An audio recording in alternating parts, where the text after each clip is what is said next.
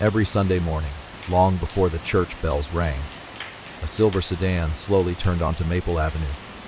The driver changed every week. Sometimes it was Michael, sometimes Anna, sometimes David, sometimes Sarah. But the destination never changed. At exactly 9:15, the car stopped in front of a small white cottage covered with climbing roses. The front door always opened before anyone knocked. Standing there, with her favorite blue coat, a neatly folded Bible held close to her chest, and a gentle smile that somehow made every Sunday feel warmer, was Margaret Wilson, 86 years old, widowed for 12 years, mother of 4, grandmother of 9, great-grandmother of 3. She never hurried. She simply smiled as each child helped her into the car. "Good morning," she would always say, "as long as we're together." It's already a beautiful day. The drive to Grace Community Church lasted only 15 minutes, yet Margaret treasured every mile. She asked about work, school, the grandchildren, gardens, neighbors. She remembered birthdays better than calendars, anniversaries better than smartphones.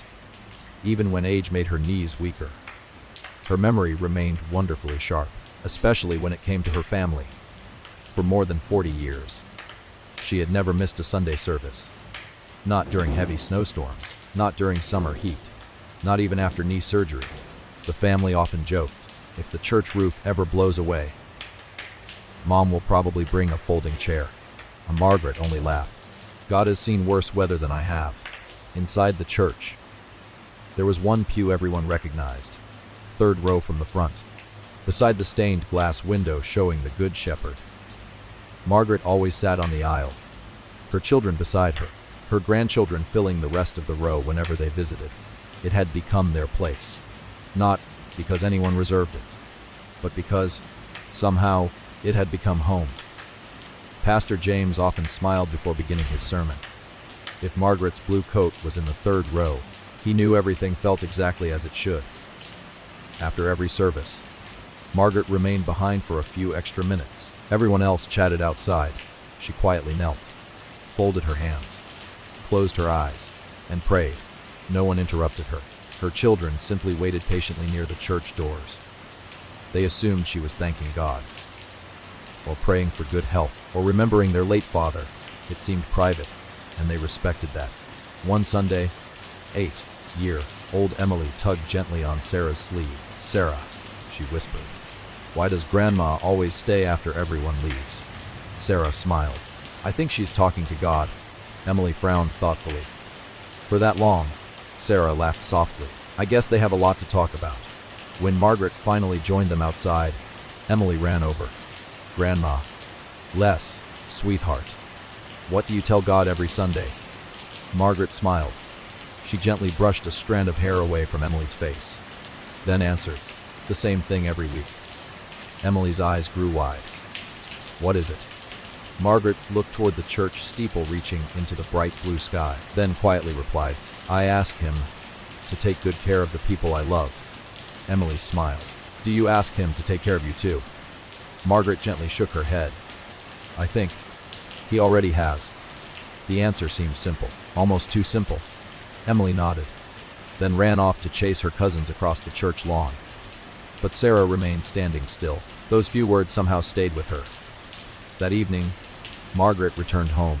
She made herself a cup of chamomile tea, opened her old wooden desk, and carefully removed a small stack of index cards tied together with a faded blue ribbon. She selected one blank card, then slowly wrote, "For Michael May, he always remember that success means little without peace." She smiled, placed the card inside a small wooden box, closed the lid, and slipped the tiny brass key back into her pocket. No one knew about the little box, not even her children. Every Sunday, another card quietly joined the others. One prayer, one hope, one name, week after week, year outside a year. The church bells echoed across Willow Creek. Inside the little cottage, a mother whispered one final prayer before bed.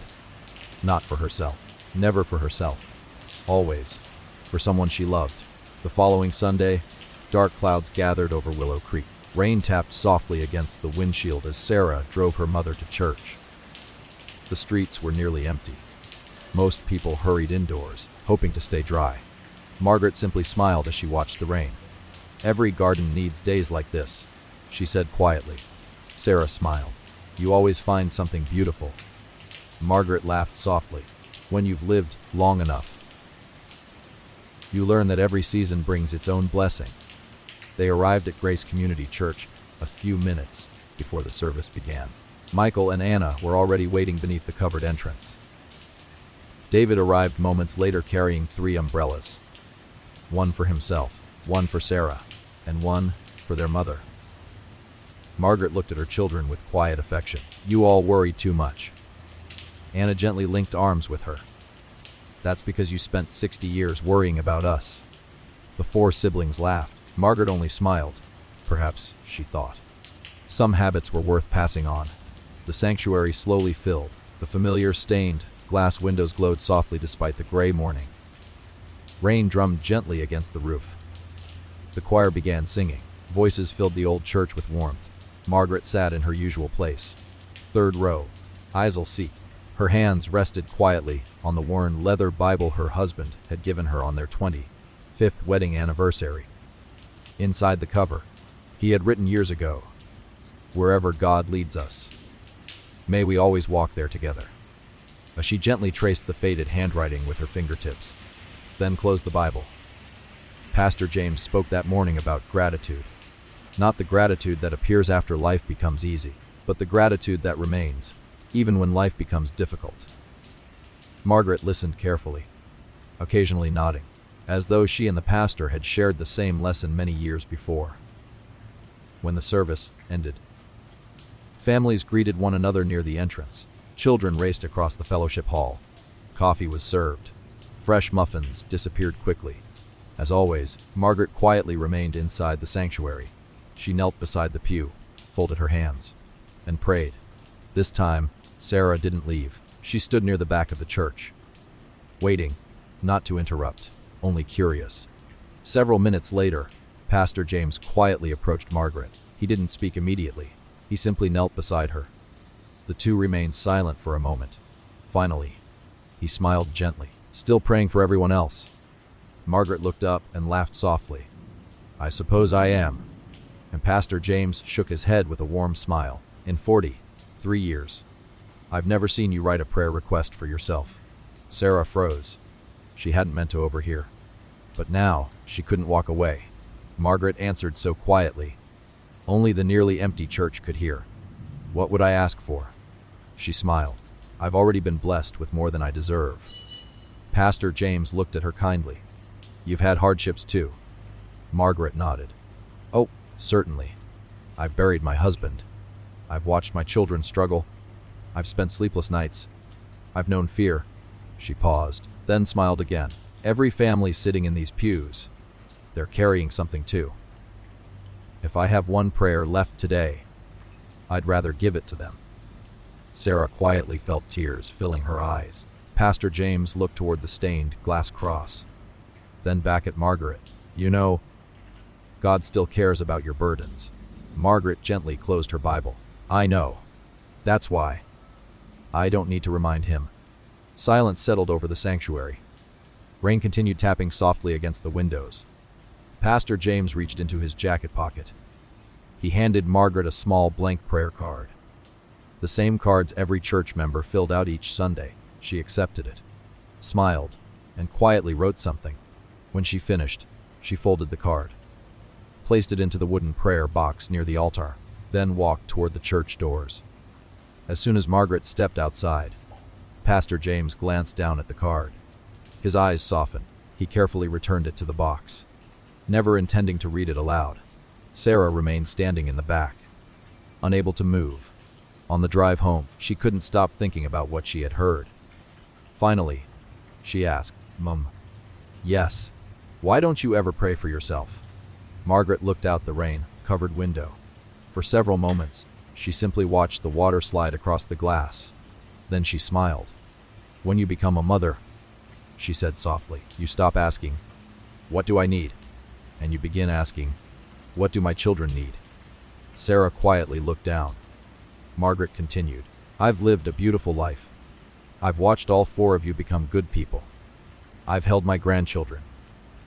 I've seen another generation begin. She reached over, gently squeezed Sarah's hand. If God gives me one more day, I'm grateful. If He gives one more blessing, I'd rather it belong to someone who still needs it more. Sarah couldn't answer. She simply reached across the console and held her mother's hand for the rest of the drive home. That evening, Margaret returned to her little writing desk.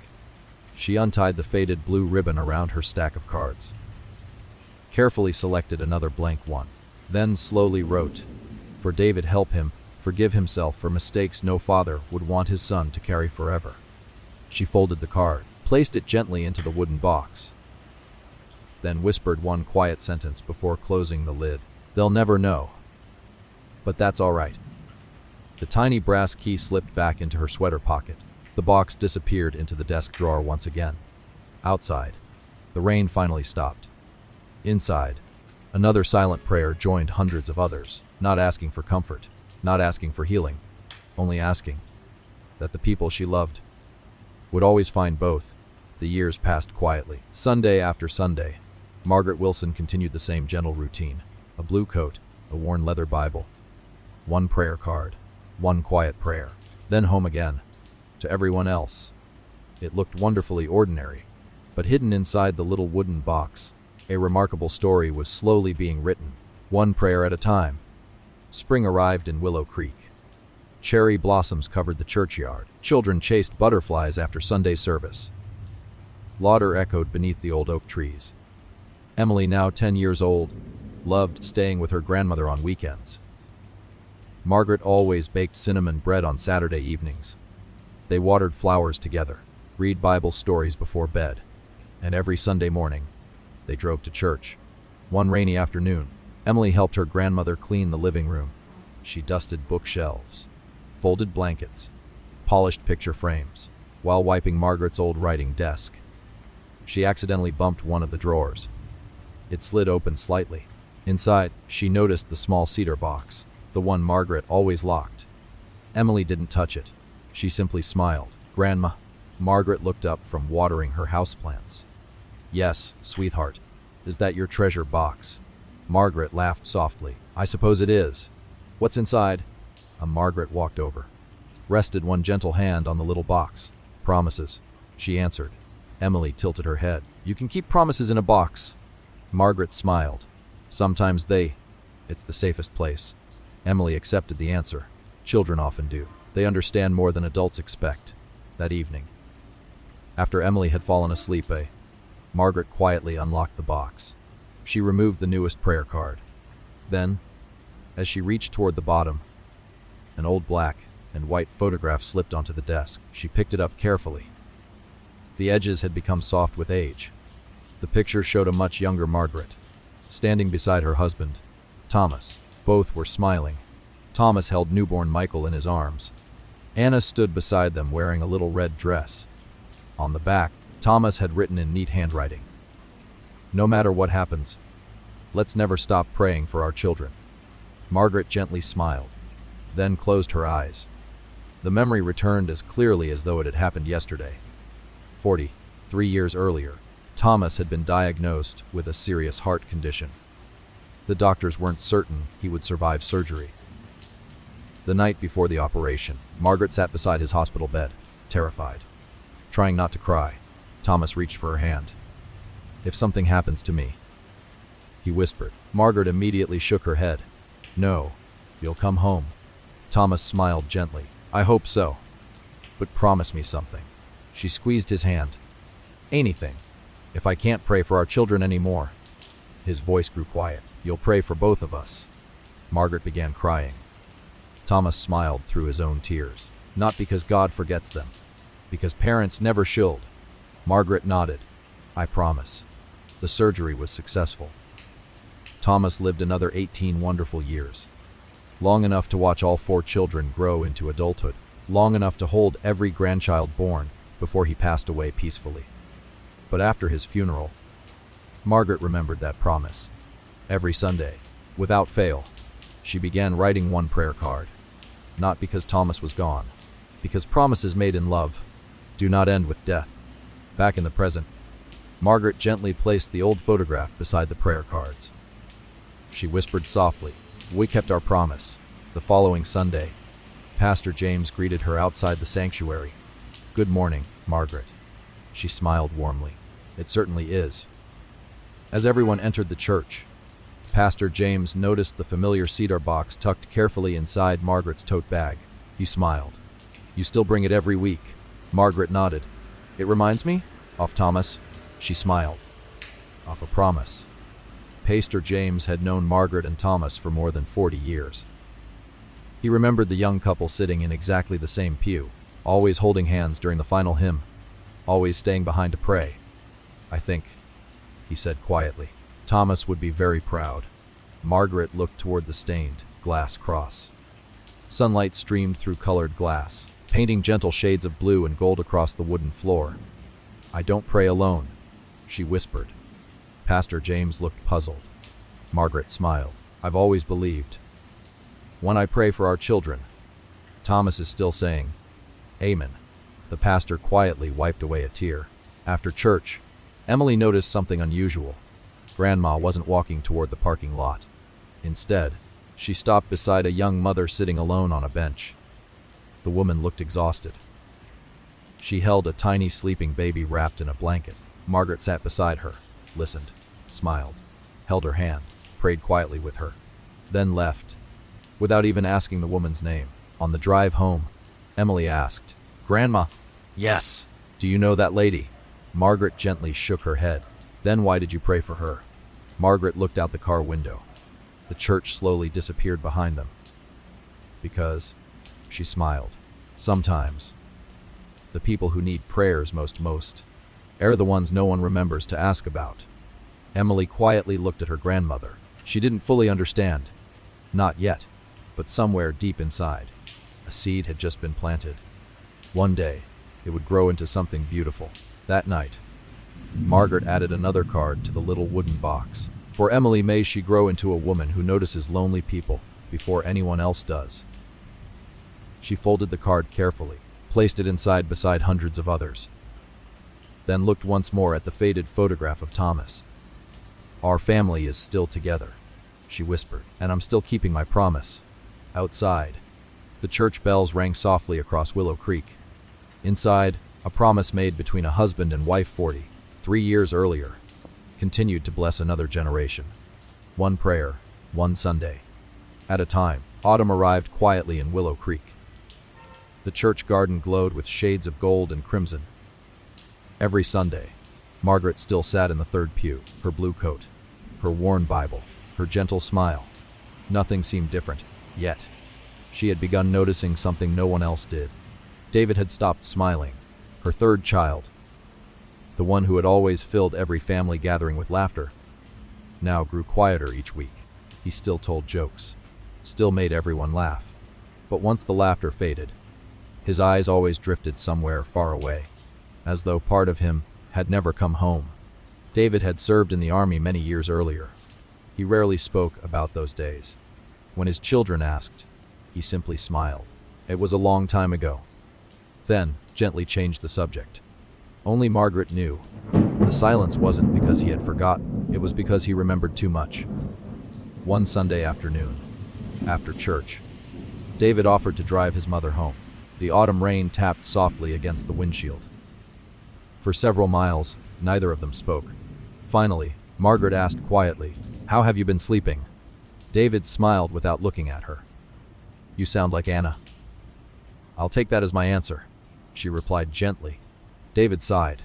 "Some nights are better. And the others?" He hesitated. "They're louder." Margaret understood. She reached across the center console, rested her hand gently on his. No advice, no questions, just the quiet comfort only a mother could give. That evening, Margaret unlocked the little cedar box. She took out a blank prayer card, then carefully wrote for David, "Lord, help my son lay down the burdens he still carries for people he could never have saved." She folded the card, placed it inside the box, then whispered, "He has carried enough." The following week, another card. For David, remind him that compassion should never become guilt.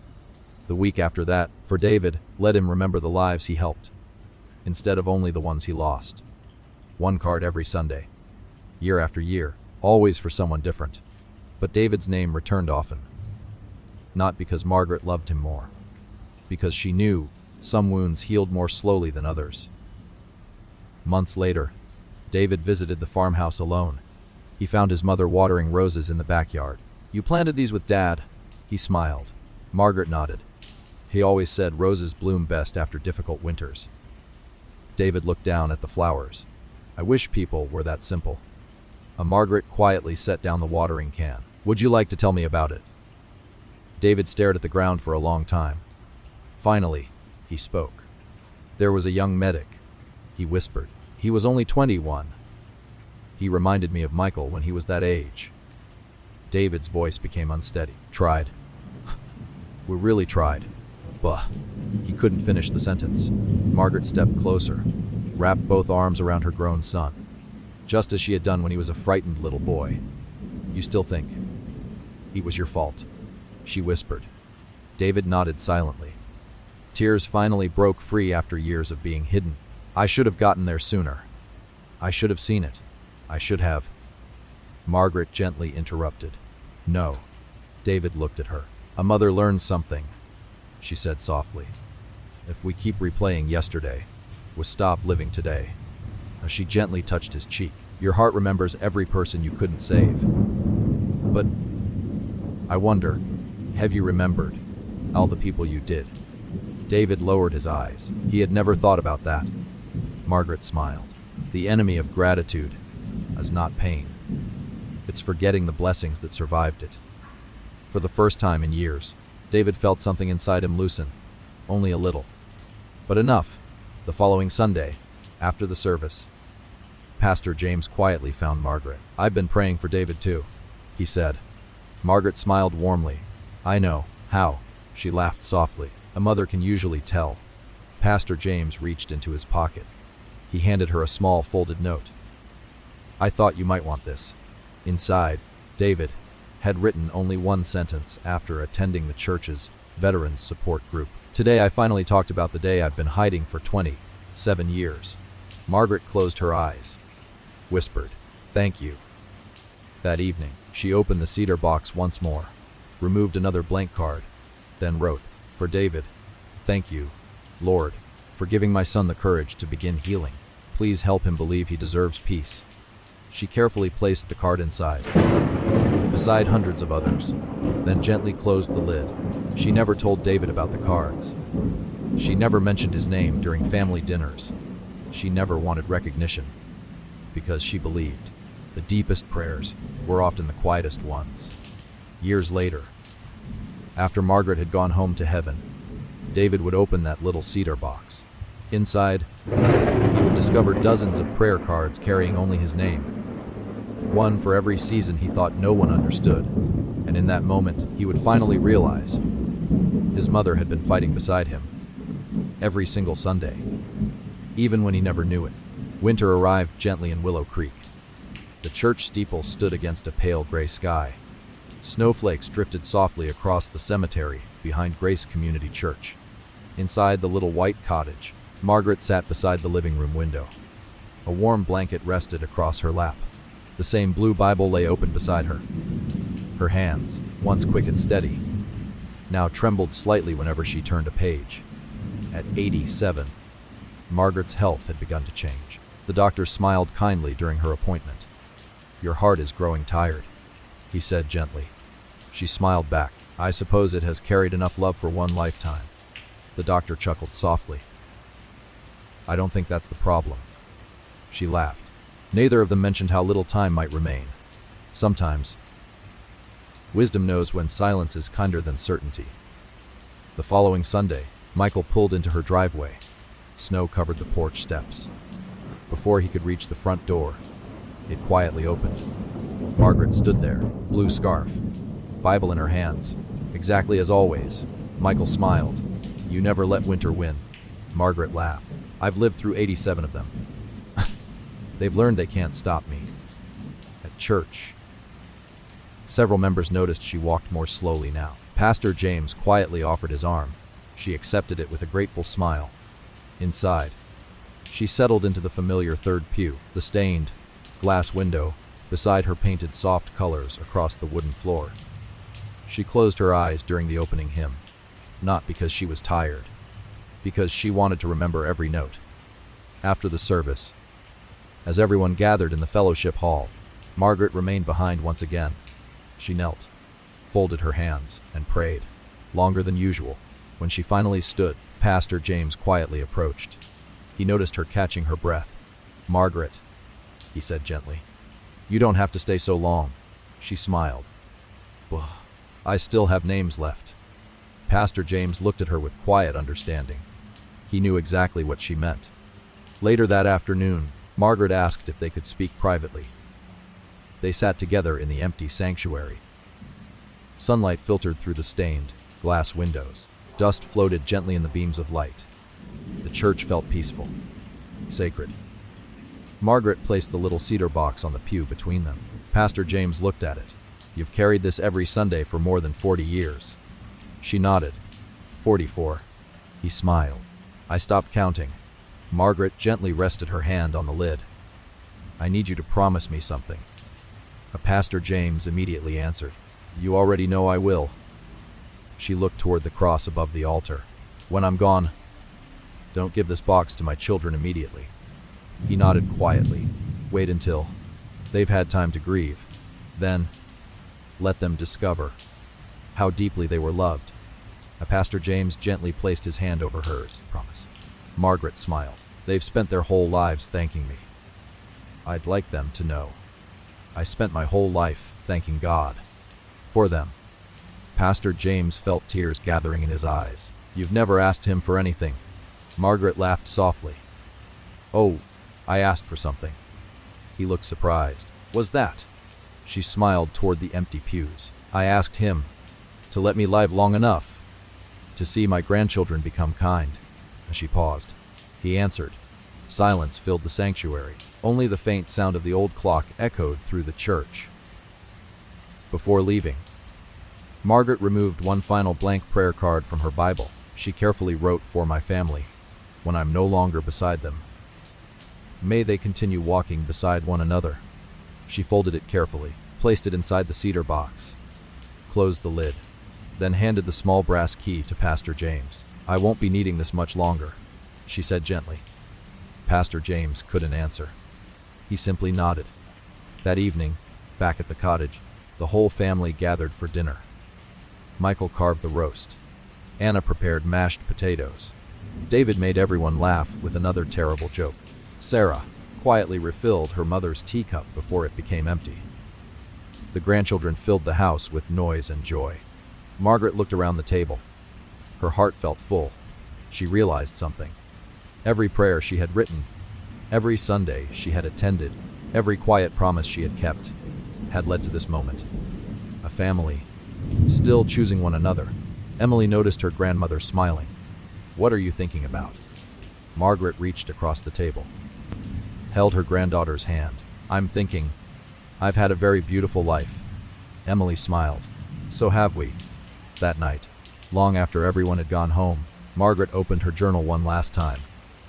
Her handwriting had become slower, less steady, but every word still carried the same gentle heart. December 18. If tomorrow never comes, I have no regrets. I loved deeply. I was loved even more.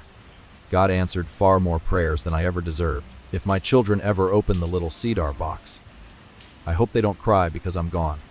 I hope they smile, because they finally discover they were never alone. Not for a single Sunday. She quietly closed the journal, blew out the bedside candle. Outside, snow continued falling over Willow Creek. Inside, the little cedar box rested peacefully on the shelf, holding 44 years of silent prayers, waiting patiently for the day a family would finally discover just how fiercely a mother had loved them.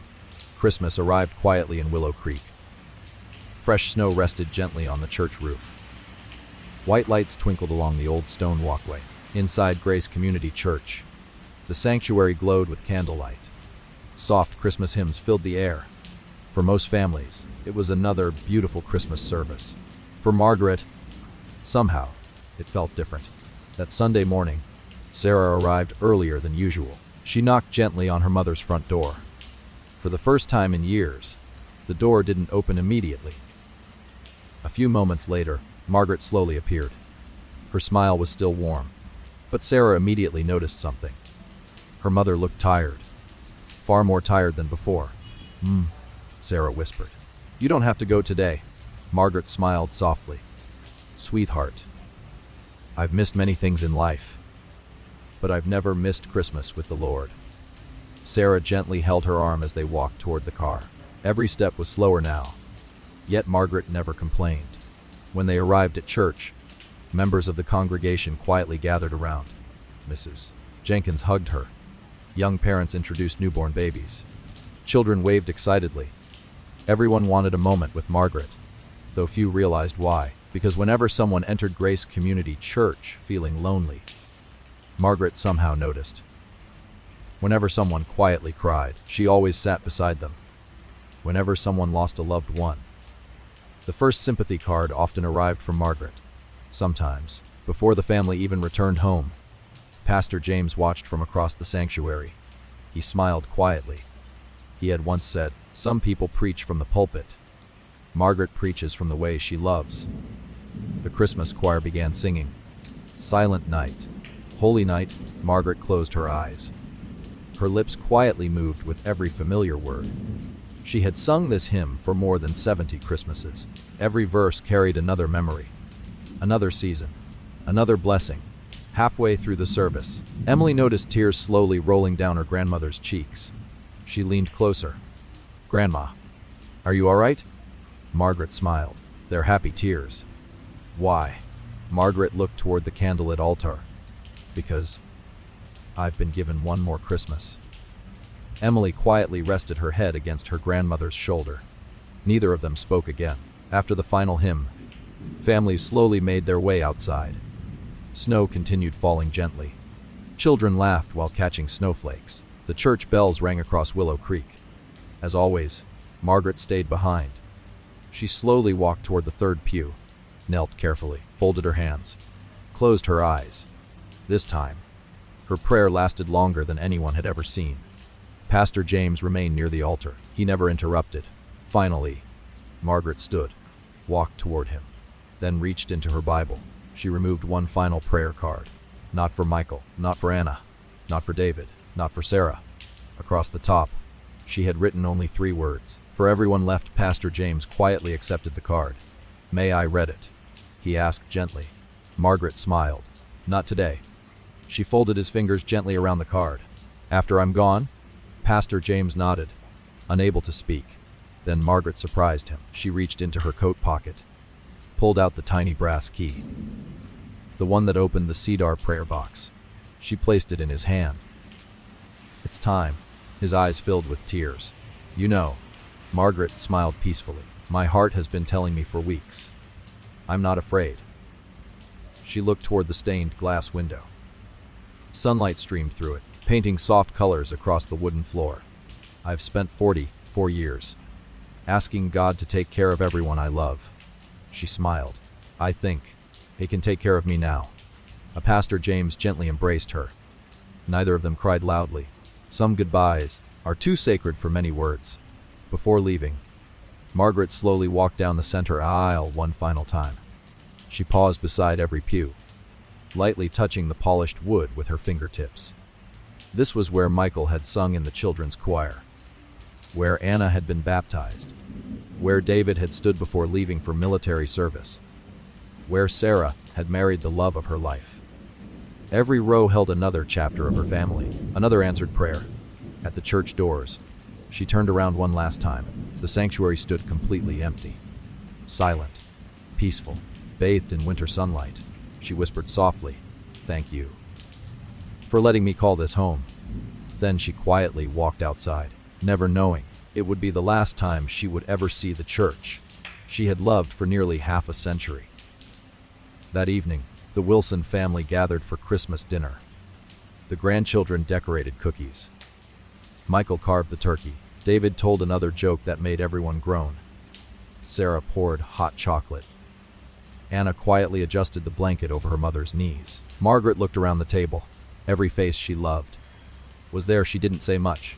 She simply watched, smiled, listened, memorized. Just before dessert, she quietly stood, holding her teacup. "I'd like to make a little Christmas toast." The room fell silent. "My beautiful family, you've given me more joy than I ever thought one heart could hold." She looked at every child, every grandchild, every great-grandchild. "If one day you miss me, don't remember the day I leave. Remember Sundays. Remember this table. Remember that God gave us one another, so we'd never have to walk through life alone." No one realized those would become the last words Margaret ever spoke to her entire family together. That night, before going to bed, she opened her journal, perhaps for the final time. She carefully wrote December 24, another beautiful Christmas. The children are happy. The grandchildren are growing. The family is still together. Lord, if this is my final Christmas, thank you. You answered every prayer that truly mattered. She gently closed the journal, turned off the bedside lamp. Outside, snow quietly covered the little cottage. Inside, a mother rested peacefully, her heart completely at peace, because every person she had prayed for was finally home. Christmas passed quietly. The decorations still hung on the porch. The pine tree in Margaret's living room continued glowing softly each evening. The scent of cinnamon still lingered inside the little white cottage. Everything looked exactly the same, except the house had become unusually quiet. 3 days after Christmas, Sarah arrived just after sunrise. It was her week to take Margaret to breakfast. She carried fresh blueberry muffins, their mother's favorite. She knocked gently. "Mom." No answer. She smiled. "You're probably still sleeping." Sarah used the spare key, stepped inside. The house felt peaceful. The fireplace had burned low during the night. Soft morning light filled the living room. "Mom," she called again. Still no answer. She slowly walked toward the bedroom. The door stood slightly open. Margaret rested peacefully beneath her favorite quilt. Her Bible lay on the bedside table. Her reading glasses rested neatly on top of it. One hand still held the edge of the blanket. A gentle smile remained on her face. She looked as though she had simply fallen asleep. Sarah quietly sat beside the bed. She gently took her mother's hand. Still warm, still familiar. Tears slowly filled her eyes. She whispered, "You made it home." A few minutes later, Michael, Anna, David, the grandchildren, Pastor James, friends, everyone gathered at the little cottage. No loud cries echoed through the house. Only quiet tears, gentle hugs, and grateful memories. Margaret had lived exactly as she wished. Surrounded by love, surrounded by family, surrounded by peace. The funeral was held the following Saturday. Grace Community Church overflowed with people. Some had known Margaret for decades. Others had met her only once. Yet every person seemed to have a story. A young mother stood and spoke. "When my husband lost his job," she said, "never told anyone, but somehow Mrs. Wilson brought dinner to our house that same week. I still don't know how she knew." An elderly widower smiled through tears. "Every anniversary after my wife died, Margaret mailed me a handwritten card. For 12 years, I never missed one." A teenage girl quietly added, "When I failed my college entrance exams, Mrs. Wilson sat beside me after church. She told me, 'One disappointment doesn't decide your future.'" I believed her.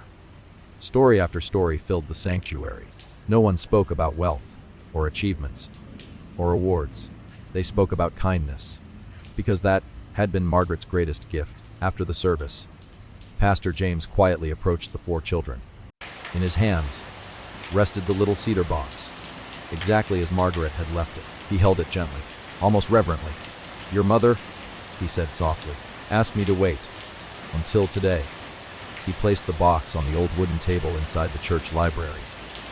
The room became completely silent. Michael recognized it immediately. "The little box," Sarah whispered. "She carried it every Sunday." Pastor James nodded. "For 44 years. He reached into his jacket pocket, removed the tiny brass key, the same key Margaret had placed in his hand during her final Sunday, promised her I wouldn't open it, and I never did. He placed the key beside the box. "I believe," She wanted her family to discover it together. Michael slowly picked up the key. His hands trembled. I don't know if I'm ready. Anna gently rested her hand over his. I don't think any of us are. David quietly whispered. But Mom was. Michael nodded. Slowly, he unlocked the tiny brass lock. The soft click echoed through the silent room. He carefully lifted the lid. Inside, hundreds of neatly folded prayer cards rested together, tied into bundles with faded blue ribbons. Each bundle labeled by year, year after year, all the way to the present. Sarah gasped quietly. There are so many. Pastor James smiled through tears. One every Sunday for 44 years. Anna gently untied the first ribbon. She unfolded the top card. It read, for Michael, Lord, help him become a man who values kindness more than success. Michael quietly covered his mouth. The next card. For Anna, give her gentle hands and a compassionate heart. One day people will need both. Anna began crying. Another. For David, protect him wherever life leads him. Remind him he is never walking alone. David lowered his eyes, unable to speak. Another. For Sarah, may she never doubt how deeply she is loved, even when she feels unnoticed. Sarah quietly folded the card against her heart. Emily reached toward another bundle. Can I read one? Michael nodded. Emily carefully unfolded a newer card. Her own name appeared. For Emily, may she always notice lonely people before anyone else does. Emily's eyes filled with tears. Grandma, she whispered. She prayed for me too. Pastor James smiled gently. She prayed for every child born into this family. He pointed toward another stack. The names of grandchildren, great-grandchildren, new sons, in-law, new daughters-in-law, even neighbors, church members, teachers, doctors, people the family barely remembered meeting.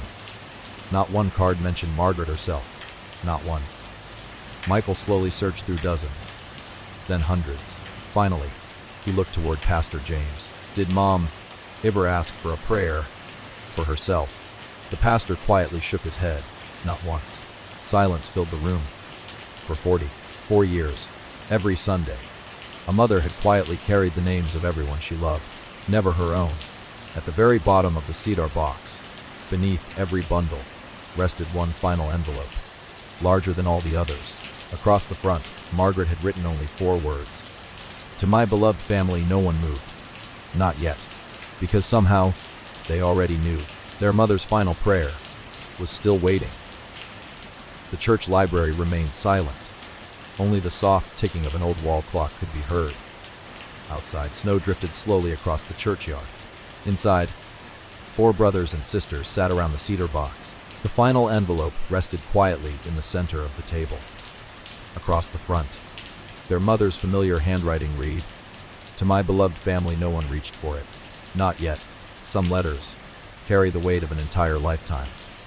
Finally, Michael took a slow breath, carefully opened the envelope. Inside, there was a folded letter and a small family photograph. It had been taken nearly 20 years earlier. Everyone was there. Thomas, Margaret, their 4 children, the grandchildren, 3 generations, standing together outside Grace Community Church. On the back, Margaret had written, "This has always been my favorite picture," because no one was missing. Michael unfolded the letter. His voice trembled as he began reading. My precious children, if you're reading this, then God has finally answered my last earthly prayer. Anna quietly wiped away a tear. Michael continued, please don't be sad for me. I've been looking forward to seeing your father again for many years. David smiled through tears. That sounds exactly like Mom. Michael nodded, then kept reading. I know you'll probably wonder why I never wrote a prayer card for myself.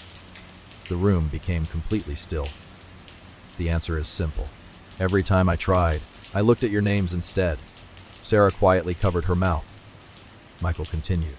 A mother's heart doesn't stop caring just because her children become adults. You never stop noticing their worries. You never stop asking God to walk beside them. You never stop hoping tomorrow will be kinder than yesterday. Anna whispered softly, Mom. The letter continued. Please don't think I sacrificed anything. Praying for you was never a duty. It was the greatest joy of my life. No one spoke. The room felt filled with Margaret's gentle voice, almost as though she were sitting beside them. Michael turned the page. The handwriting had become slightly shakier. I have one final request. Everyone looked up. Please don't let Sunday become just another day. Keep gathering. Keep laughing. Keep forgiving. Keep making room at the table for one another. David quietly smiled. Just like Dad. Sarah nodded. They both wanted the same thing. Michael continued reading. Faith grows stronger when families stay together. Love grows deeper when people keep showing up.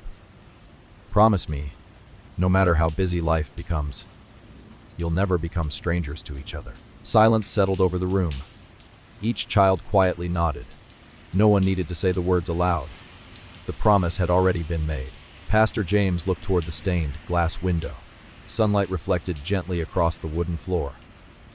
Your mother, he said softly, once told me something I've never forgotten. The 4 siblings looked toward him. She said, children rarely remember every sermon, but they'll always remember who sat beside them in church. The room became quiet once again. Emily gently picked up one of the old prayer cards. She carefully unfolded it. It wasn't for Michael, or Anna, or David, or Sarah. Across the top, it's simply ready for whoever feels alone today. Beneath it, Margaret had written, Lord, please let someone notice them before the day ends, and if no one else does, help me be that person. Emily looked toward Pastor James. Grandma didn't even know this person's name. The pastor smiled, but she believed no one should ever have to suffer unnoticed. Sarah quietly closed her eyes. She suddenly remembered all the times her mother had stopped after church, talking with strangers, holding someone's hand, bringing meals to families, writing sympathy cards, visiting lonely widows. It had never been random. It had always been intentional. Michael gently looked through the remaining cards. He smiled in amazement. There were prayers for teachers, firefighters, neighbors, nurses, newborn babies, young couples, college students, missionaries, children recovering from surgery, even handwritten notes simply saying, for the family sitting behind us today, for the young man who looked discouraged, for the little girl who cried during the hymn. Margaret had spent 44 years quietly carrying people she barely knew into her conversations with God. David softly laughed through tears. Mom somehow made the whole town part of the family. Pastor James smiled. She believed everyone already was. Before leaving the library, Michael carefully placed every prayer card back into the cedar box, exactly as his mother had arranged them. Then he looked toward his brothers and sisters. What do we do now? Sarah smiled gently. Keep praying. Anna nodded. And we keep showing up. David added with a quiet smile, just like Mom. Pastor James carefully closed the lid of the cedar box. I have one more surprise. He reached beneath the table, pulled out another small wooden box. Inside were 4 brand new bundles of blank prayer cards, each tied with a blue ribbon, exactly like Margaret's. A small handwritten note rested on top. In Margaret's familiar handwriting, it read, every family deserves someone who keeps praying. The 4 children looked at one another, smiled through their tears, and quietly understood. Their mother's prayers had not ended. She had simply entrusted them to the next generation. 25 years passed. The little white church on Maple Avenue still stood beneath its tall steeple.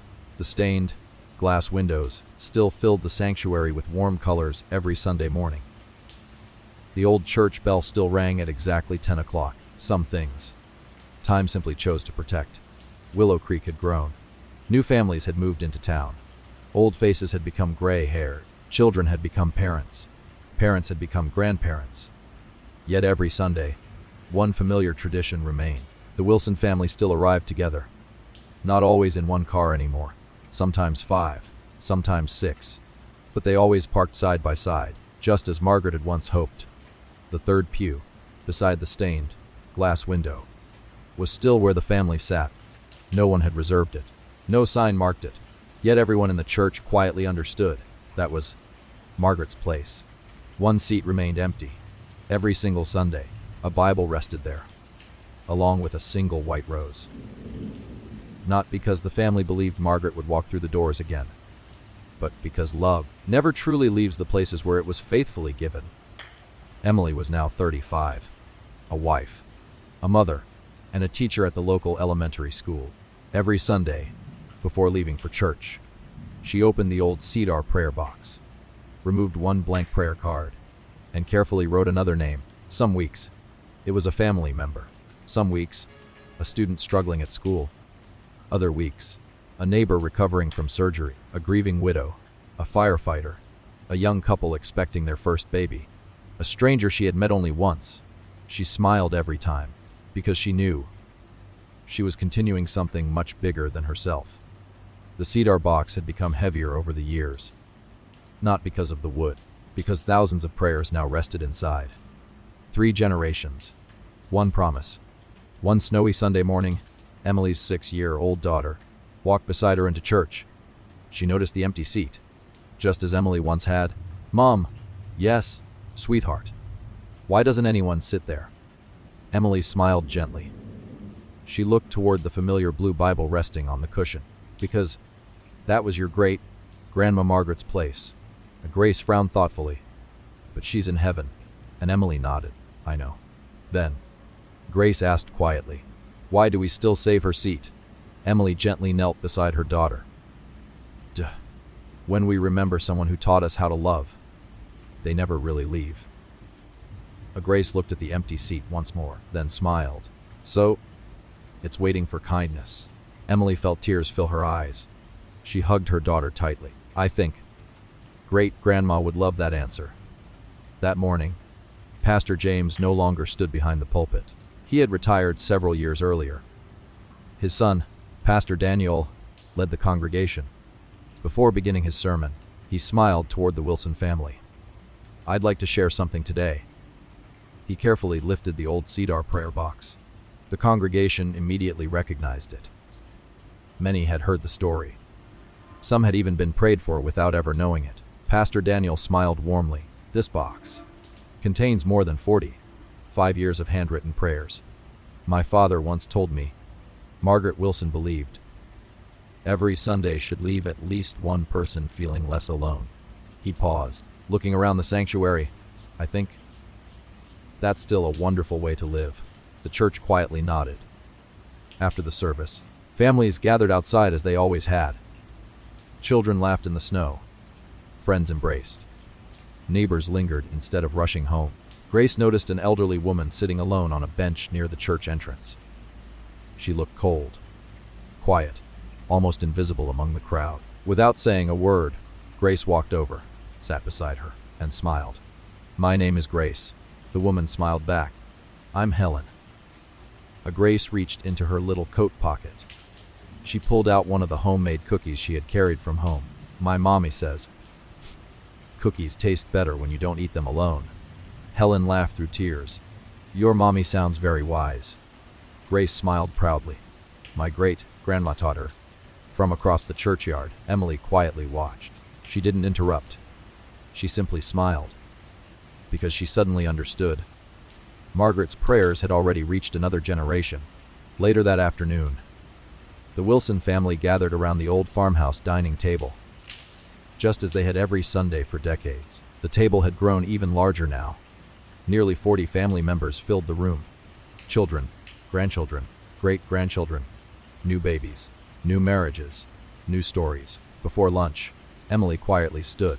She carried the cedar prayer box into the dining room. She opened it, removed one blank card, then handed it to little Grace. "What should I write?" Grace asked. Emily smiled. "Who do you think needs a prayer today?" Grace thought carefully, then slowly wrote with her tiny pencil. "For anyone eating alone today." She looked up. "Is that okay?" Emily couldn't speak for a moment. Tears quietly filled her eyes. Finally, she nodded. "It's perfect." Grace carefully folded the card, placed it inside the cedar box, then gently closed the lid.